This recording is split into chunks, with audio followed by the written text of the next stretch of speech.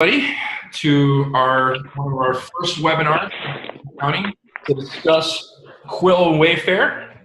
On this call today, we'll have Ken Helms, one of our SALT experts, discussing Quill and Wayfair and what it potentially means for e-commerce retailers.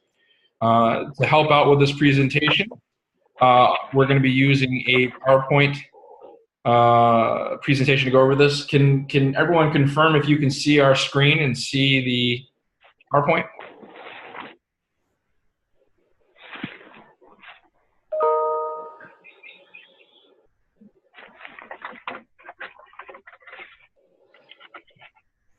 Yep, perfect. Okay.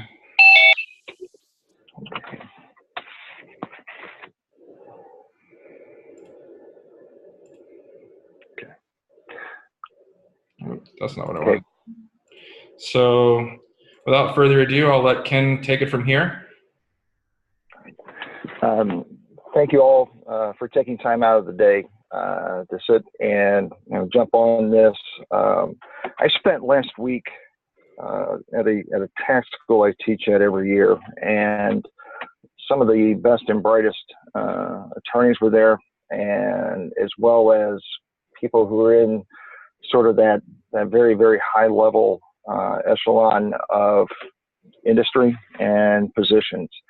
And of course, the most critical issue we think that is facing the indirect tax field in the United States is the Wayfair case.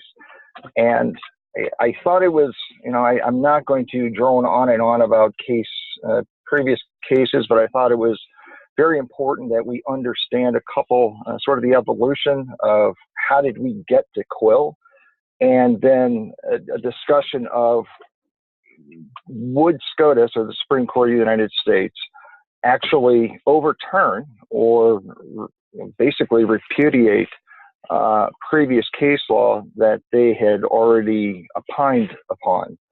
The first case where it really sort of into the modern era was National Bellis Hess via the Illinois Department of Revenue. It's a case that was heard in 1967, and prior to this case, the court had ruled more along the lines of a formulaic opinion that it was really the form of the tax versus the substance. And states had tried many different ways to expand their nexus definitions so that they could grab more and more business.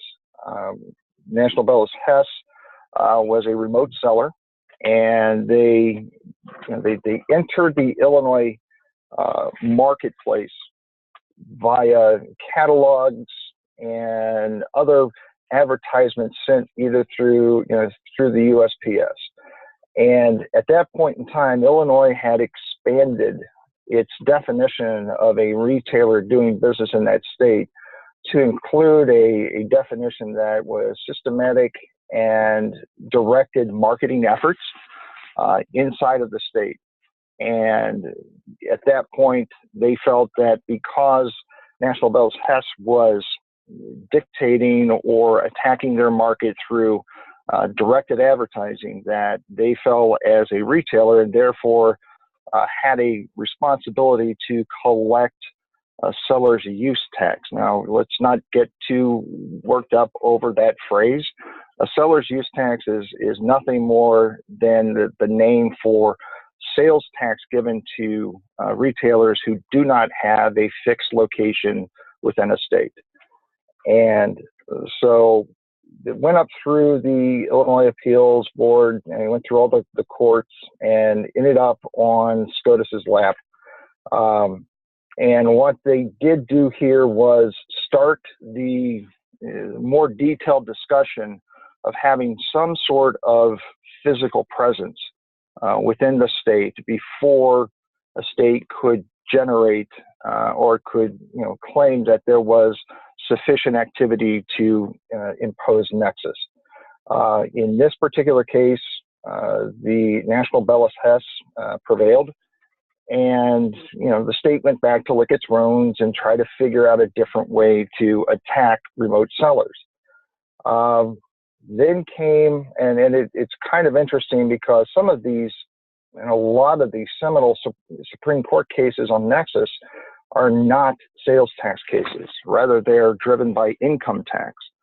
And the next case I wanted to bring forward is called Complete Auto Transit Inc. versus Brady. That's a 77 case that went up to the Supreme Court. Complete Auto Transit was putting automobiles and other items on rail cars, shipping them into Mississippi, and turning them around in 48 hours to be shipped in and out of the state. And this actually became a tax. It's a privilege tax, so it's a quasi income tax case.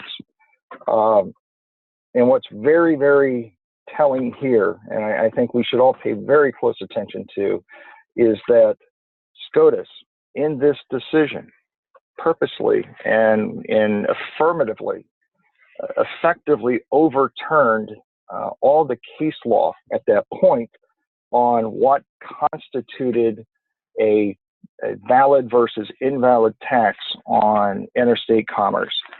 And so what we have here is really in the state tax arena where SCOTUS reversed itself from previous decisions. And if anyone has paid any particular attention to the Supreme Court rulings, they tend not to do that at all.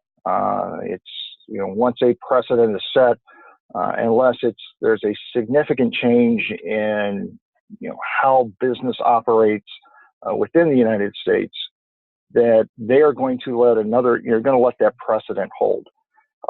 In this particular instance, the court came out with what we affectionately term the four-prong test. The first test before you could, in your decision-making process or to review it from a legal standard, is this an infringement upon interstate commerce? The first prong is it applied to an activity which has substantial nexus with the taxing state? Okay, so obviously shipping in items from out of state to a point inside your state starts that one. That's an easy box to check. The second prong was, is it fairly apportioned? And this one there's a sub-test. There's two sub-tests under this prong. One is called sort of a look from a hypothetical perspective. You're supposed to look at it if every state had the same tax law, would this transaction be subject to multiple taxation? The other one is, does this adversely impact? Does it really have economic substance? The third prong is, does it discriminate against interstate commerce? And the last prong is, it fairly related to the services provided by the state? And, one of the things there's, when you look at Nexus, and especially from national forward, there are two commerce clauses. I mean, there's the due process, there's two clauses, constitutional clauses, the due process and the commerce clause. Due process is simply requires the merest presence, which means that if you ship an item into a state, generally you've availed yourself and your customers to some sort of legal recourse if it's a defective product. Ken? Right. Yeah. Well, one favor to ask you, when I need to flip the slides, would you just give me a quick heads up? So I'm currently on. I sure will. Next. You're still there. You're good. Okay. And the other one really becomes the commerce clause. And so this four-prong test coming out of Complete Auto really set the basis for Quill. And Peter, to that point, would you go ahead and move the slides forward? So now we're talking about Quill. I think everybody has some understanding of what Quill was, what happened.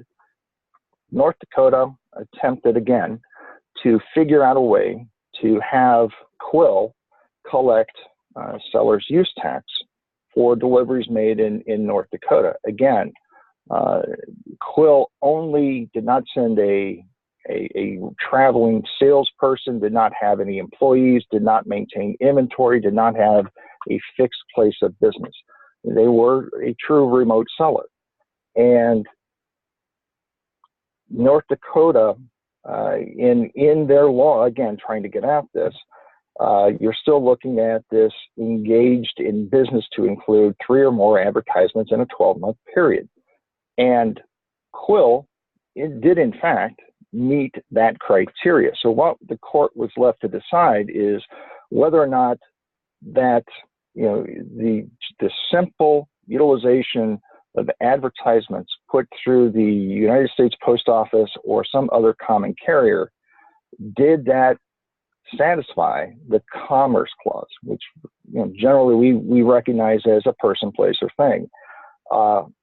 And in this case, thankfully, the court saw that Quill did not meet anywhere, shape, or form to satisfy the Commerce Clause, which they came in and the court, while they did not give us the actual number of visits or activity within the state, the court did say that there is a bright line test. And what does that mean? Well, the states have to figure out what would be more in line with, what does that bright line mean? And I think many of you I've already talked to, that across the board generally is 3 times within a trailing 12-month period.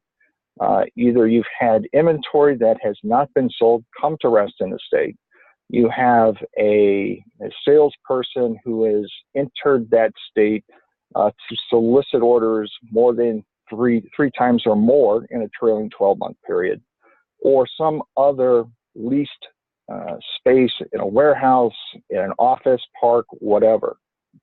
That was, and we've lived with Quill for the last 26 years. And then South Dakota decided that it was time to go forward and try this again. And understanding, everybody, when we get towards the end of this presentation, you'll see why, from an economic, holistic viewpoint, why South Dakota tried to do this. Really, if Quill is sustained, right? So Wayfair is, everybody knows Wayfair is selling into South Dakota with no physical presence, no person, place, or thing. The only, you've got radio, TV, and, online advertising. You've got, otherwise there's really nothing else. Now, Quill, a few years ago, went and purposely wrote a law that was in direct contradiction to the court's decision in Quill. And they did it for a reason. They knew it was time, in their opinion, to challenge Quill based on the new e-commerce market. And there were a lot of things going into this. Going back in my day when I was with the Illinois Department of Revenue, some of the estimations of lost sales tax revenue were absurd. But as fast forward 20 some years later, those numbers are getting much more accurate. At the very least, there's hundreds and hundreds of millions, if not billions of dollars in lost tax revenue, simply because, the market has shifted from, going to a brick and mortar to being able to order this online from your home. Okay, so what happened and where this suit, how Wayfair really got into the Supreme Court, it was the Direct Marketing Association filed a lawsuit against Colorado, and Burl was the acting department DOR commissioner at that point. Sorry about that. Quill, let's Did I miss one? I missed one. Hang on a second. I went to the wrong one. Sorry about that. I went to the wrong slide, guys. My apologies. Okay, so it's a Quill. What if Quill is sustained? Okay. And so you've got this case that, Wayfair knew it was, and generally there's a whole lot more to getting a case to fast track to the U.S. Supreme Court. And Wayfair and South Dakota pretty much waived because, the responsibility, the requirement to go through the various state levels all the way up to the state Supreme and then go ask for cert with SCOTUS. So that's where, Wayfair has ended up. Wayfair has got a lot of issues moving around in it. First and foremost is there are amicus briefs, which are basically mean friend of the court is what that means. So we have all these different organizations, governmental entities or governments filing briefs with the Supreme Court, either asking to support South Dakota or to uphold Quill. There's a lot of going back and forth from an industry perspective. There are some that truly believe Quill is going to be upheld. However, most are betting that it won't, and that the Supreme Court has given, Congress 26 years. They've given them 26 years to fix it. And anytime Nexus brushes up against SCOTUS, they always, in the opinion, provide a comment to the effect that Congress can fix the Commerce Clause. Many of you know that there, for the last 12 years, has been the Main Street Fairness Act that cannot seem to get out of committee on Capitol Hill. One of the biggest proponents of the Main Street Fairness Act was Walmart. And let's be honest, if Walmart, with the money it has and the influence it has, can't get something through Congress, then the likelihood of it having any kind of legislation to fix a marketplace shift in distribution is very slight. But that's what's before the court. Is there such a thing as economic nexus? And if so, unlike Quill, will the court give us that threshold, right? That's the biggest concern we have as tax professionals, is trying to figure out, if the court does not provide exact direction on what economic nexus is, how is economic nexus established? Is it number of transactions? Is it a value of top line sales dollars? What does it mean? Perhaps you can kind of just very quickly go over what is economic nexus as far as how. Okay. Economic nexus started, going back through the original Amazon laws, the click-through nexus, right? You have, even though you're in you're in cyberspace, right? You're everywhere and nowhere. Economic nexus is the concept where you have exploited my market through very directed methodologies, okay? And you have triggered a collection responsibility because you have, through your own actions, right, have moved into my state. Before, right, if back in the day when there were sales reps who had specific areas, right, they would travel to go see clients. We don't really do that a heck of a lot anymore. So that old agency nexus that goes all the way back to Scripto, which is a 1962 case, that was always where a state could quite honestly hang you if you had a rep, and it didn't even have to be an employee. It could be an unrelated third party. So economic nexus takes away the sales, having the person enter the market, because that's not how these economies are being exploited. They are being exploited by the retailers simply by utilizing e-commerce.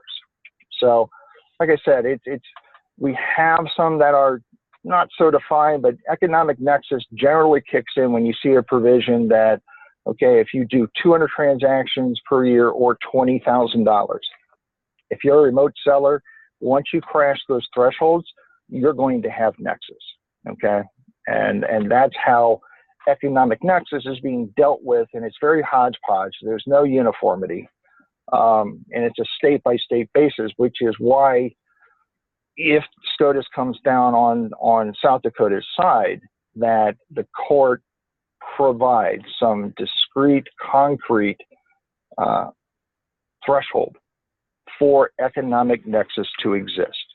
It is more likely that if they do come down for South Dakota, there's not going to be that clarity. We can always, push hard. Okay, so that's where it is. It was all the oral hearings were held a couple weeks ago. I'm sure everybody tried as best they could to keep up. It was all over the place. The court appeared to be very divided as to, whether or not this, should Quill be overturned, and is economic nexus the true reality of interstate business and the United States. So the court is going to issue its ruling sometime in June. That's pretty fast. And the fact that they fast-tracked this legislation, or fast-tracked this case straight to SCOTUS, is very, very telling that the court is going to have to put to rest nexus cases one way or the other. Either Quill is the law of the land, will always be the law of the land until Congress changes it, or after 26 years of trying to get you to do something about it, we're going to have to do it for you. And I think it's very, back in in nexus case law, the court has looked at precedent and said that no longer applies to how the economy works, going back to complete auto. And the court has overruled itself from previously decided nexus cases. So it's not like this would be the first time ever in a nexus case that SCOTUS overturned, precedent. So that's something that is very, very, concerning, is that there's no guarantee that they're going to hold the line. And there's a couple other reasons, and I don't want to try and jump all the way around, but at the end of 2016, December 2016, there was a challenge to the Colorado reporting requirements for remote sellers. Now, the case, the appeal that got all the way up to the Supreme Court, and that was in 2014 or so, was that they were, the Direct Marketing Association versus Broll, they were using a federal law called the Tax Injunction Act, which basically says that the federal government can step in a state tax case if you're an affected party. The one bringing the challenge, the Direct Marketing Association, was not an impacted party. They were not bearing any burden to this. They were simply a trade organization. The 10th Circuit said that the TIA does not apply, and direct marketing had no standing to challenge the reporting requirement. That small provision of the case went up to the Supreme Court. The Supreme Court remanded it back down to the 10th District, saying, yes, it does. So you must rule in this way, that the TIA can be used by a Direct Marketing Association to challenge the Colorado law regarding reporting. Now, so the case went back down to the 10th Court. The 10th Court upheld that particular provision so that direct marketing had standing. So now the case goes back and working its way back up the appeals. So it gets to the state supremes in Colorado, and of course, Colorado's provision is upheld. So in the fall 2016 session, the direct marketing tried, and they filed a writ for certiorari, and I can never say that word. I'm apologize. I'm not an attorney. Asking the court to review. Effectively, they felt this was an adverse impact to focus strictly on interstate commerce. And the court denied cert, which means they were not going to hear it. So whether we liked it or not, the Colorado Supreme Court ruling stood. And that is when we started to see a whole lot more activity on the legislative side, that states were attempting to figure out how painful could they make it to remote sellers on reporting requirements, to the fact that you just throw up your hands and say, it's not worth the effort. I'm just going to get registered. And bluntly, I don't think anybody here would be shocked that that's kind of the reason these states are doing these things. So you've got that. So what do we have here? We've got sort of a hodgepodge. We have Quill stating that you must have a physical presence. We have Colorado stating that, well, you don't have to have a physical presence to have a reporting requirement. And oh, by the way, if you don't meet the reporting requirement, even though you do not have nexus, Commerce Clause nexus with our state, you do have Due Process Clause nexus with our state. Therefore, we can fine you and impose penalties on a transactional basis. So, like I said, there's a whole lot riding on Wayfair. If the court decides that Quill is the true law of the land, for all the FBAs and many other e-tailers, there's really not going to be any significant or immediate changes. I mean, the Amazon states where there is a fulfillment center, they're pretty well defined. We all know that they all believe that by having inventory, unsold inventory, sitting in a warehouse, even though you did not direct that inventory to that particular warehouse, is sufficient to trigger nexus and a collection reporting responsibility.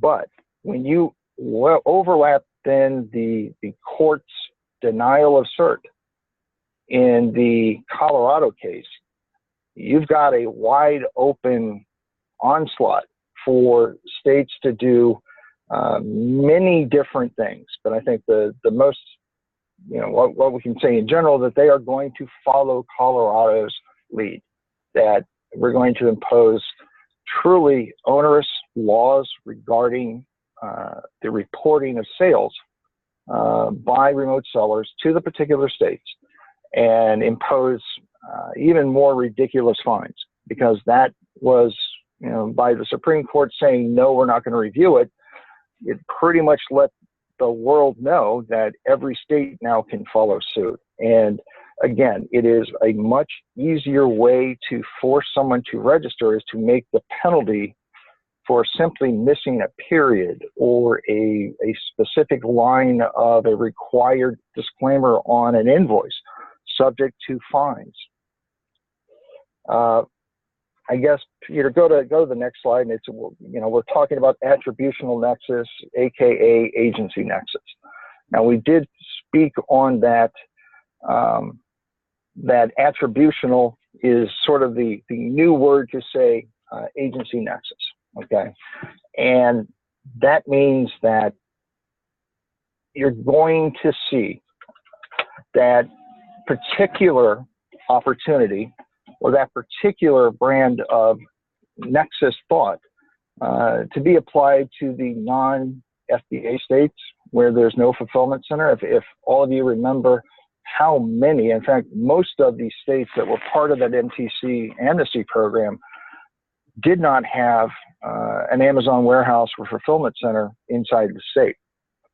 But Amazon is registered everywhere. is collecting sales tax everywhere, which means that Amazon, if they're not already, sometime in the next 12 to 18 months, every state will have initiated a sales tax audit of Amazon.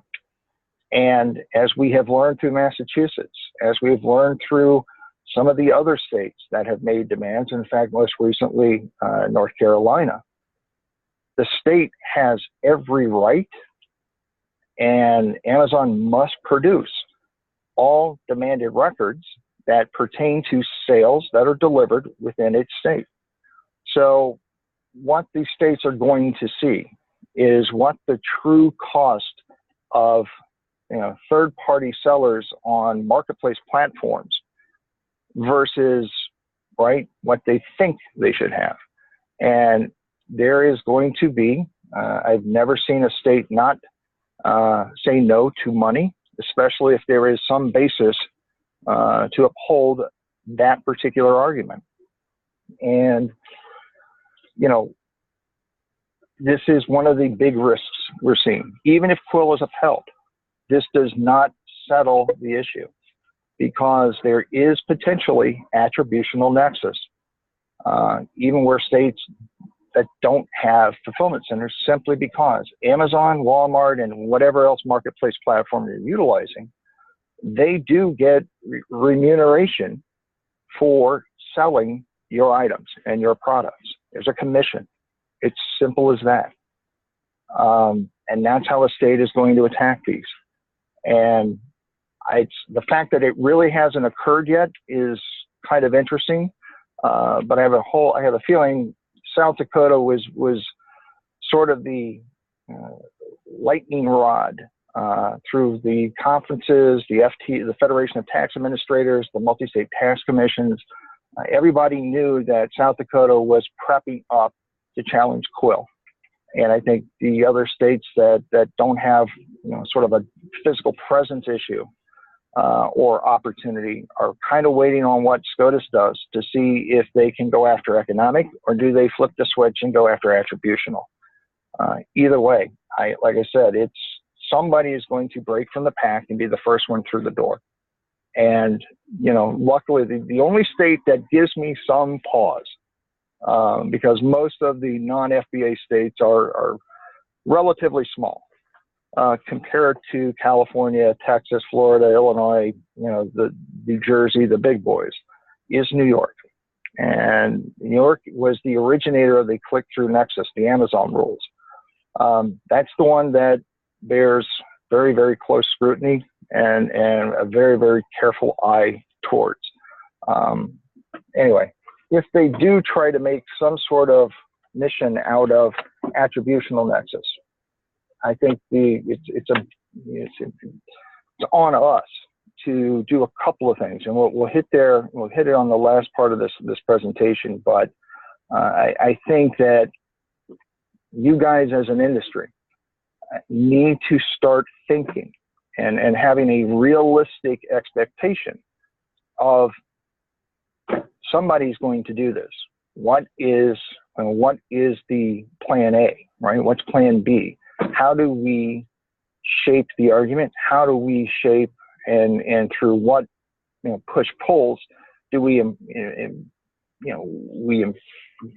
push forward or we utilize to make sure that, one, historically, you got to get a pass, right? Run through some sort of other amnesty program. I think Peter's put out, and again, the last 2 or 3 weeks, the MTC is, starting discussions of another round of amnesty. And the other thing was there was a new comptroller in Texas, and Susan Combs finally retired or whatever, and he's running an amnesty program that kicks off in a couple of weeks, I believe. Anyway, so let's go to the next slide, Peter.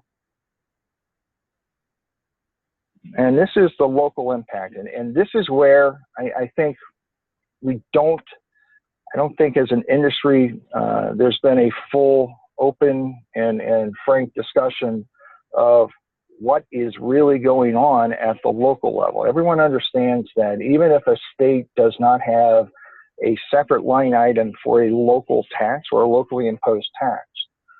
There is a portion of the state sales tax that is given or portioned out to the various city, counties, whatever, municipalities within its state. So there is always some portion of that sales tax being collected that will get down to the local level. The one that is going to be the hardest to overcome is how school funding is accomplished in the United States. Generally, it's through local property taxes, both commercial and residential. And from a very high level, the valuation of commercial property is based on what the net operating income is, plus some sort of expected capitalization rate, right? So effectively, if I drop, $100 million into a mall, my expectation is that I should get a 9% return, right? And that kind of gets you out to sort of how you value commercial property. Understand that as stores close due to e-commerce competition, as malls lose anchor stores. I mean, Macy's which is a huge part of Federated, has closed hundreds of stores over the last couple of years. And so you have local revenues drying up, and you've got school funding looking at a great big hole that's not getting any better and is not going to get any better if the current trends continue, and there is no fix from the local perspective to restore the pre-e-commerce tax collections and general fund contributions from the state sales tax. So what happens now if the commercial property tax goes down? Somebody else has to pick it up, right? Ken? And that puts it, yeah. You have here on the slide the NOI. Maybe you can explain what that means too. Oh, I'm sorry. Yeah, that's net operating income. Okay, I'm sorry. I thought I did say that. Yeah, that's net operating income. So basically, what are you making before depreciation, tax, expense, that type of thing. So it's really, what is your margin? Okay, and that multiplied by a cap rate will give you your value. Okay, and while every jurisdiction, every local jurisdiction knows what it's got to have in its budget. Okay. And they understand what retail has closed. They understand what their drop in sales tax collection is. So they're seeing big holes. So they have two options. They raise the mill rate or the tax rate on commercial property to try to pick it up where on an economy 25 years ago, it was pretty steady. Or they do some sort of split. They push it between a mill rate increase to the commercial and as well as the residential. And that gets local people upset. Even if it is used to fund schools, generally homeowners do not like to pay additional property taxes. They simply don't. And it is a big, big political, rhetoric that is very difficult to overcome because it's hurting the children, right? And the old joke, ketchup as a vegetable, could really start coming into play. And that's why, regardless of what happens at SCOTUS, these conversations need to start because, look, the only people that a representative, and the representatives are much more attuned to their locals than a state senator, okay? Just bigger demographics to cover.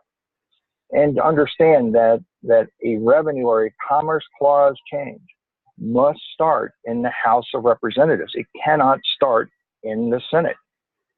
It is strictly Congress's purview. Now, the Senate must approve, but the bill has to originate and get passed first in the House. So you're going to have a whole lot of people who are hearing a whole lot of woe is me stories from the people who vote. And bluntly, they don't really care about you if you're not in that state. Their only concern is protecting they're protecting their job. Sorry, that's a little cynical.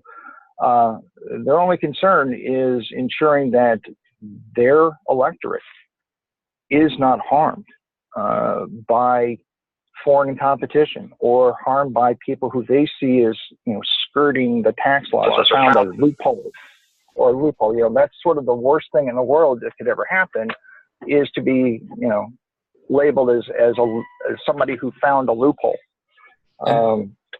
Yep.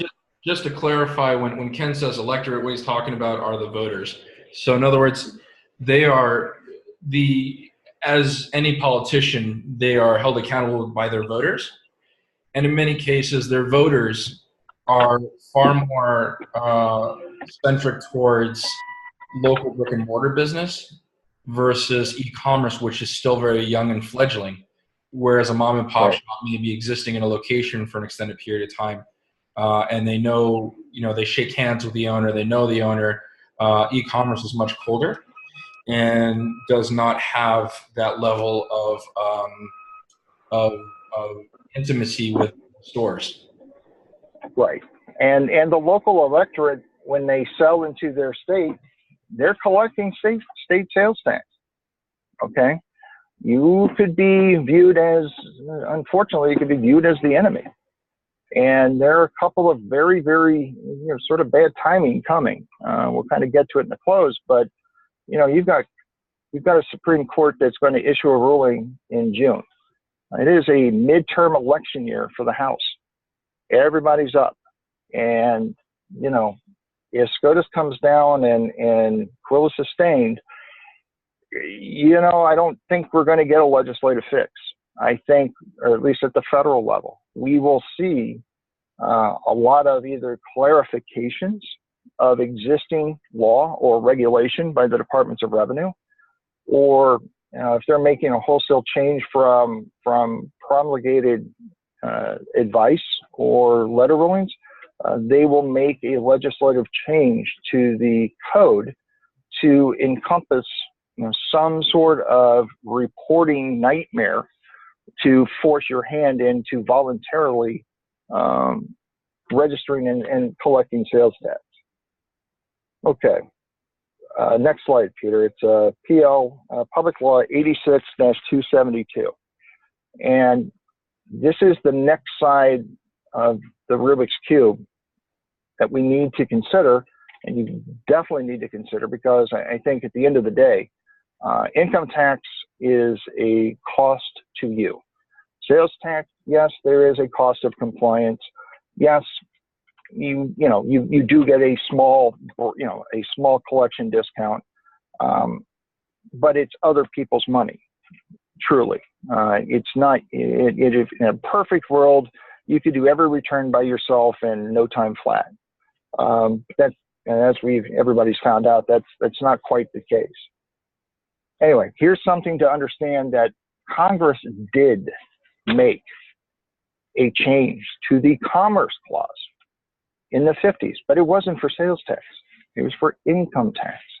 And again, going back to what would my electorate scream at me about, right? I'm getting taxed somewhere else, coming out of my pocket, this stupid state, I don't do anything there, okay? So 86-272, states had really tried to stretch and consider, and claim nexus, or basically, if you put a body in that state for a day or a trade show or something, boom, you got nexus, you owe us income tax. 86-272 said, nope, guess what? If you're selling goods, you can be in a state for 14 days, soliciting orders in a 12-month period, and it will not trigger nexus for income tax, okay? Understand, for sales tax, that number is 3. Okay, who's the better lobbyist, right? Who does more screaming, and what tax causes the most screaming? Income tax. But again, it's one of these things to understand that it would not be the first time in modern history that Congress changed or made a realistic change to the Commerce Clause to clarify nexus. It has happened. what really kind of, and again, as revenues dry up, and how are states going to aggressively pursue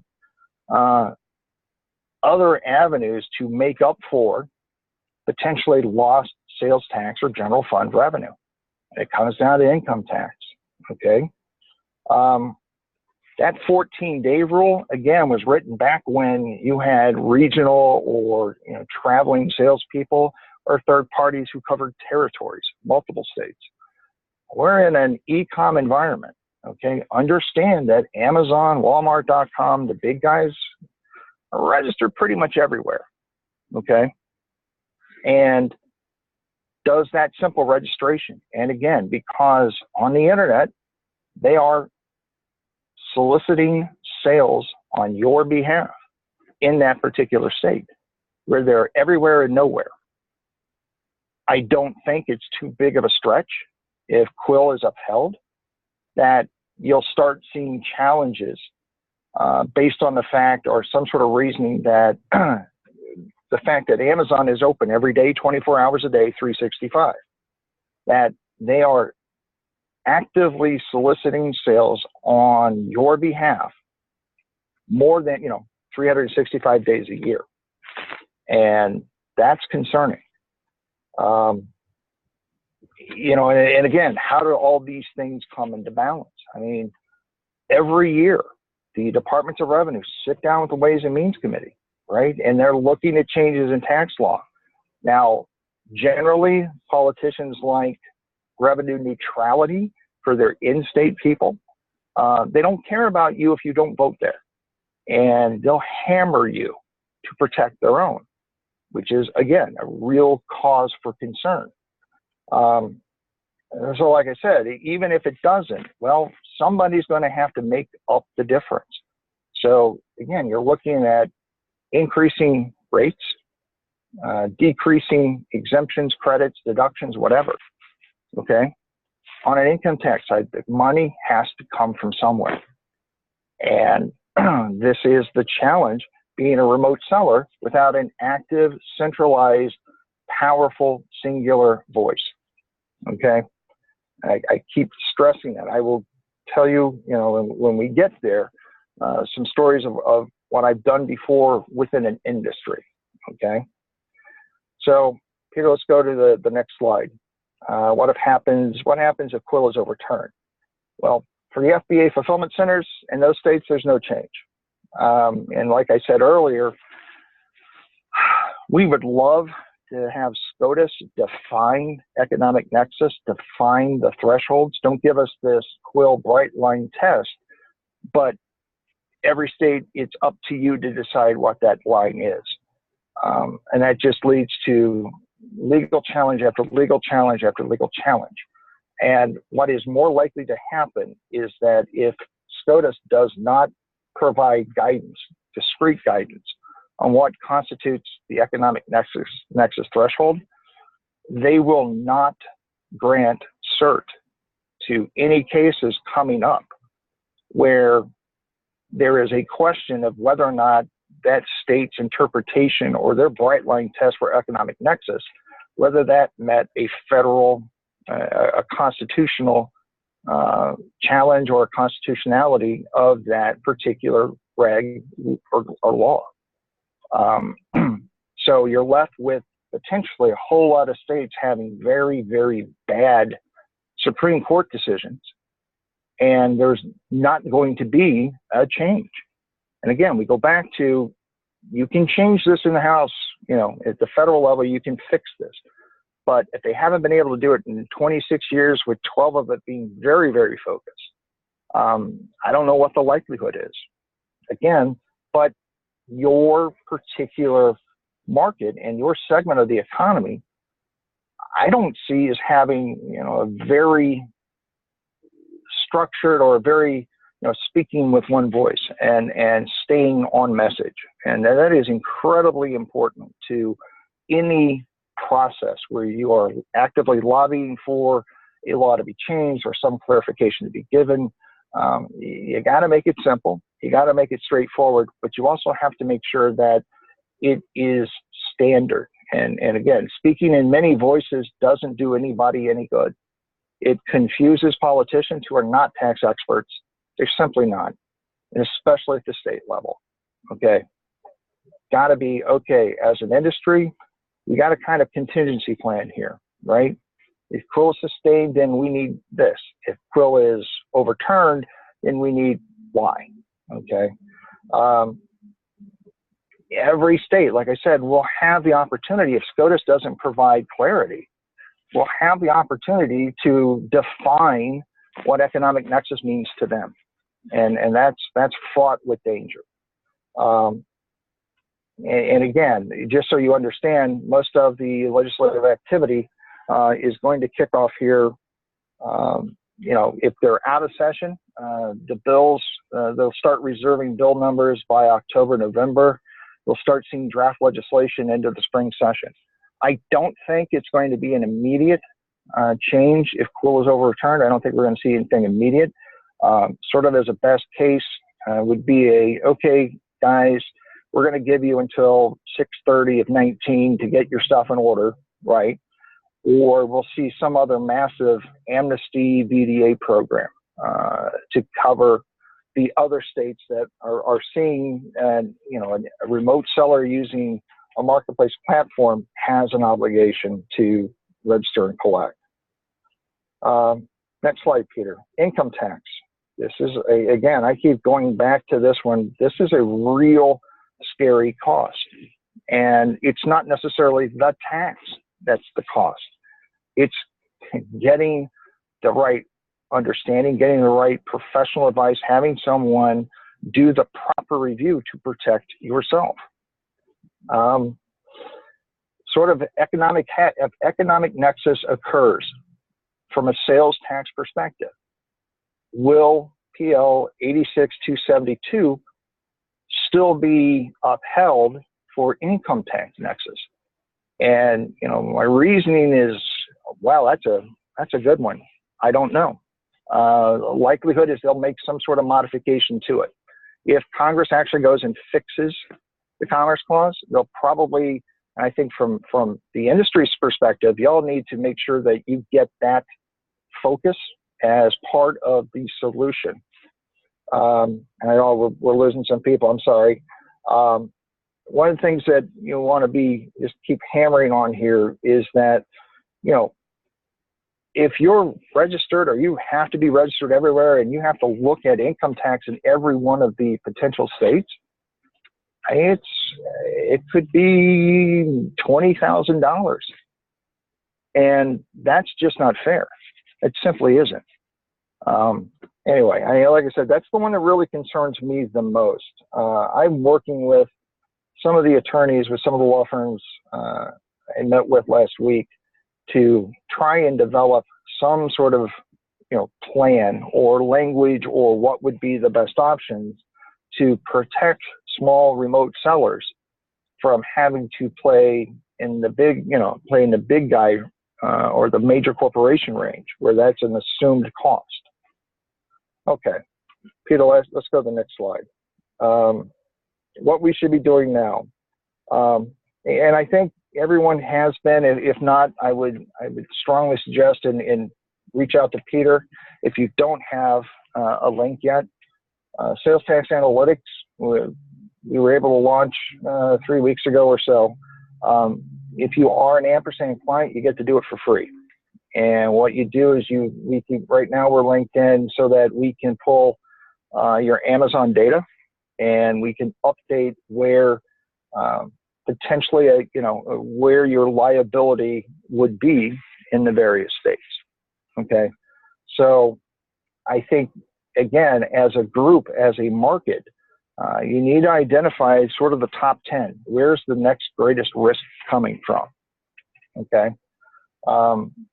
And again, as on a case-by-case basis, they're not going to be anywhere near California or the bigger states, but in aggregate, right? We need to understand and attack those particular jurisdictions, make sure we have an answer for any kind of decision, be it upholding Quill or overturning Quill.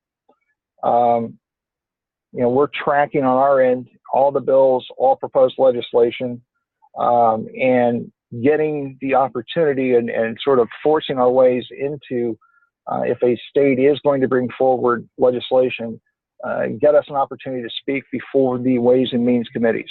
I've done it before. I did it several times in my history.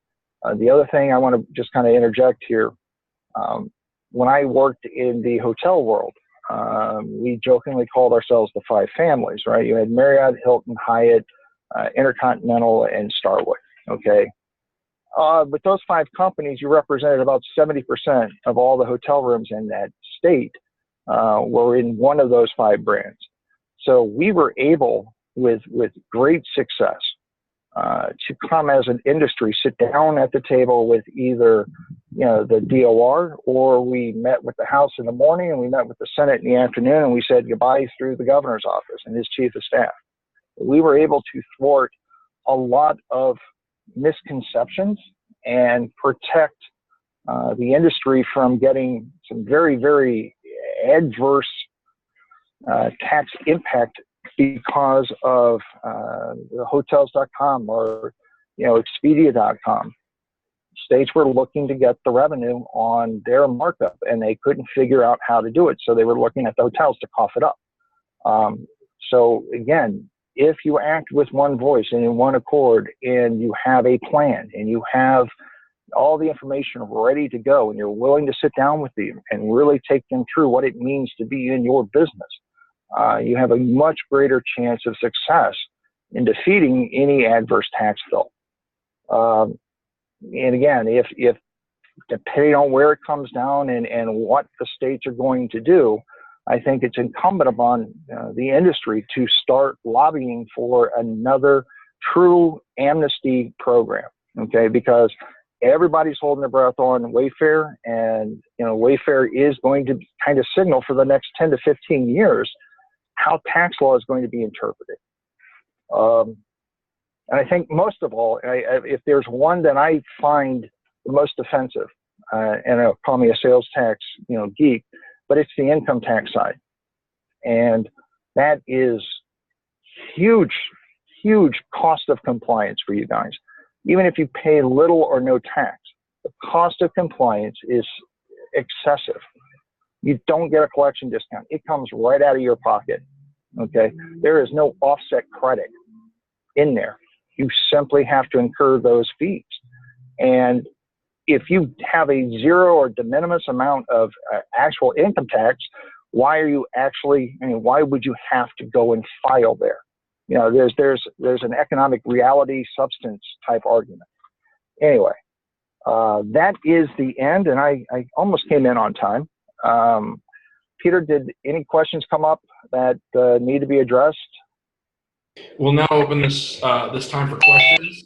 So if you'd like to text them in the chat, and I'll read them out loud, and then we'll go from there to answer any questions you might have.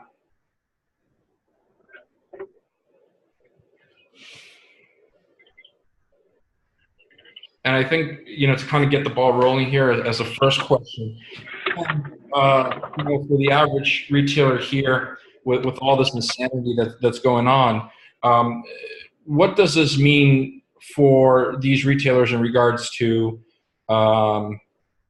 what should they do to prepare themselves and to prevent any potential of the states coming after them directly, in a very simple explanation?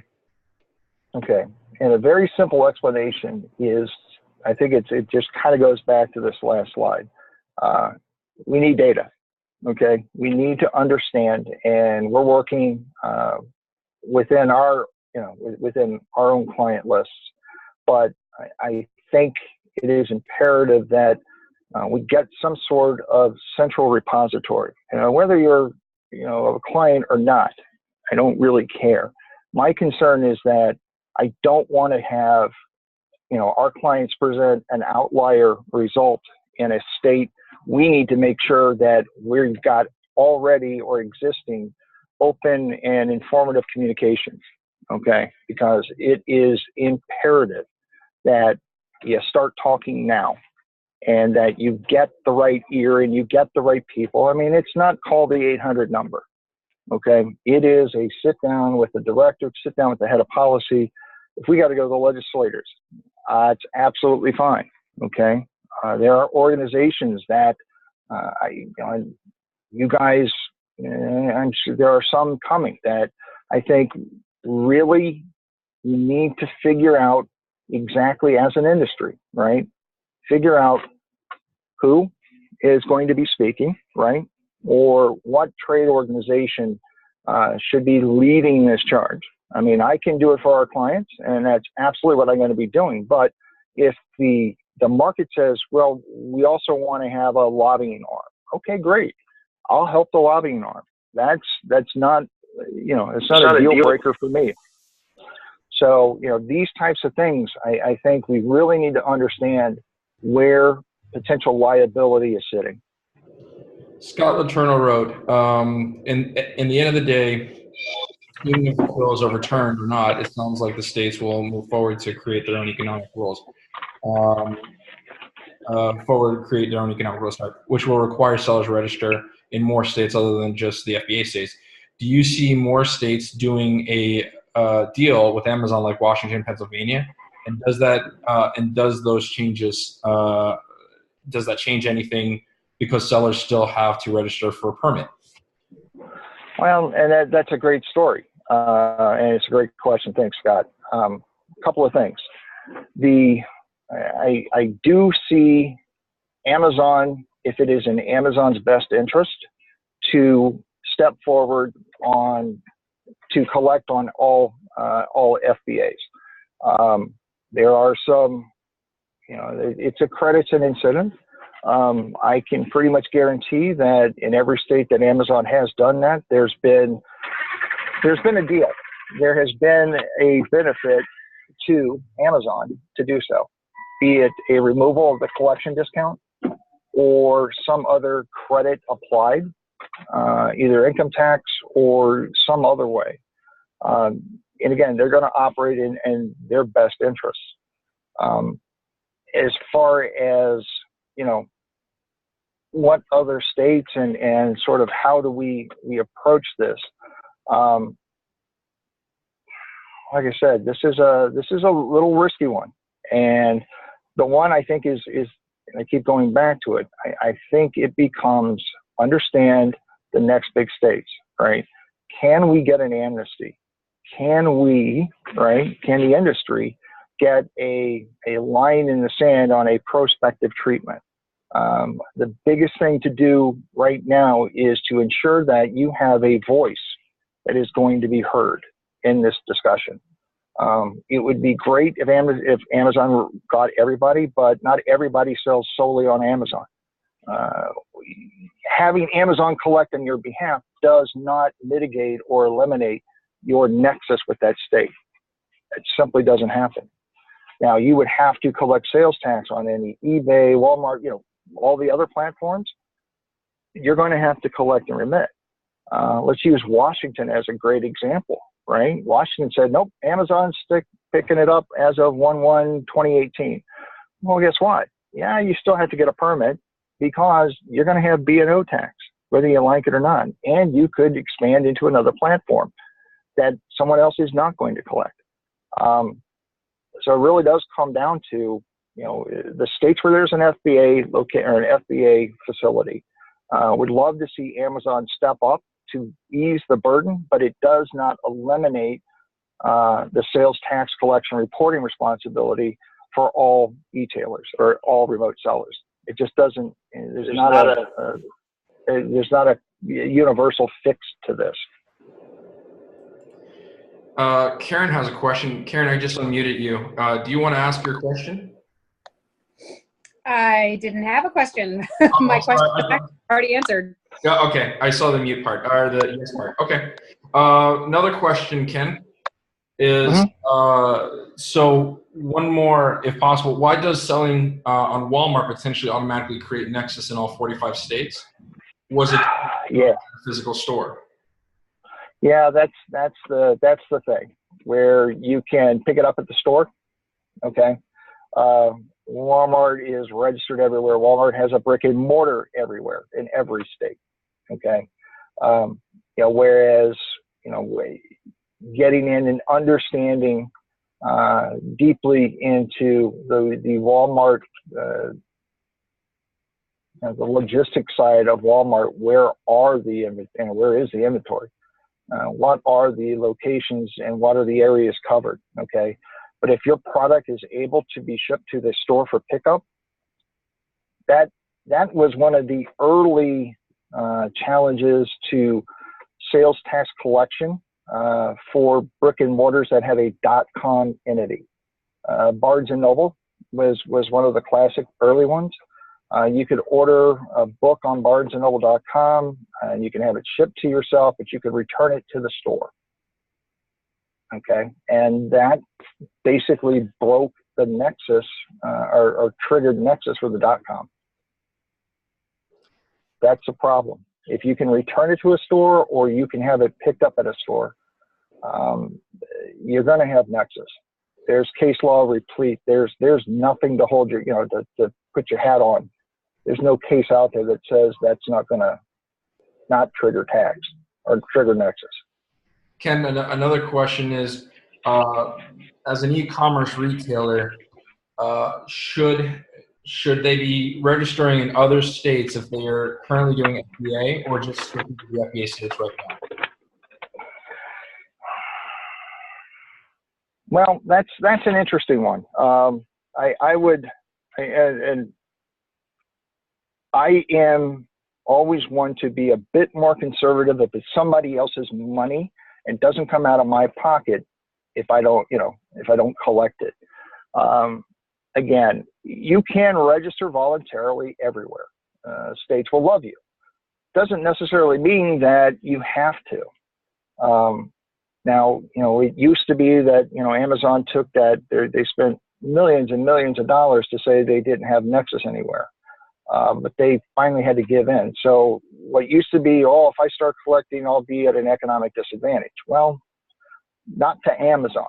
Okay. And that's sort of, I don't know who else is a price pointer within your companies. I mean, the real interesting side of this is what do we do with the foreign FBAs who are selling in the US? But going back to your original question, I would look at it, again, looking at where are my biggest potential exposures. Okay, there's a couple of things you can do.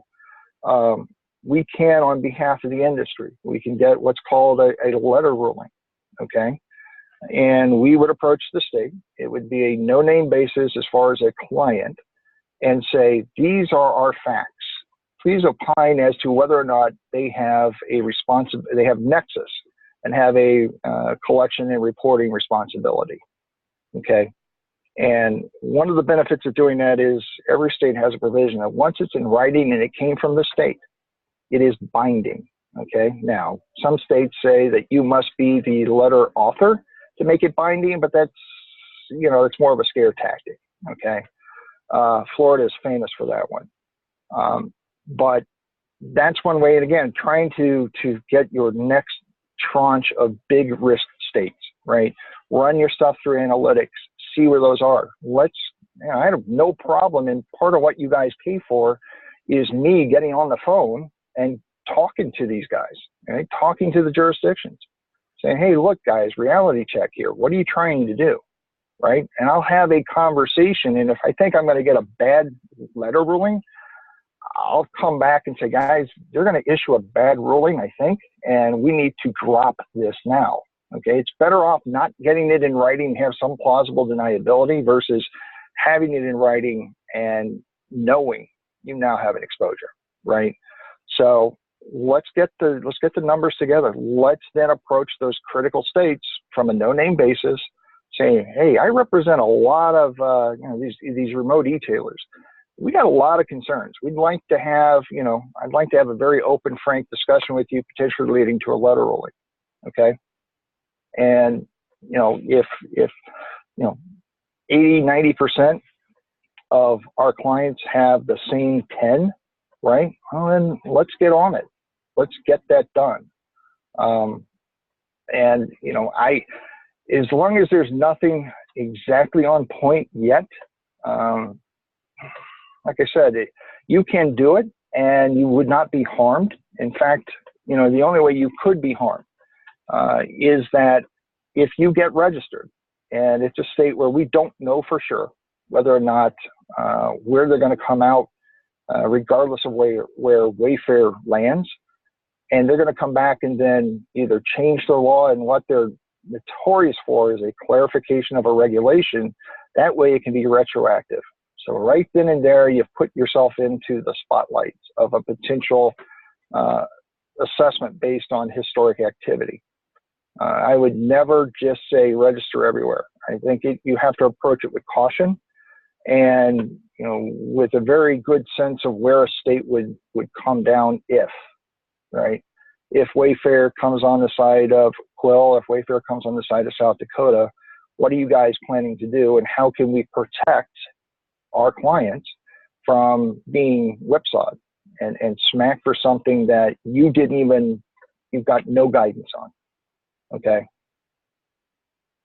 And everything about this, and one of the reasons for that amnesty was the fact that everybody, all the complete amnesty states, saw this as a huge prospective win. Okay. It's going to be much easier to forgive, you know, a couple years, 3 years worth of liability versus getting, right, the next 10, 20 years of sales tax revenue.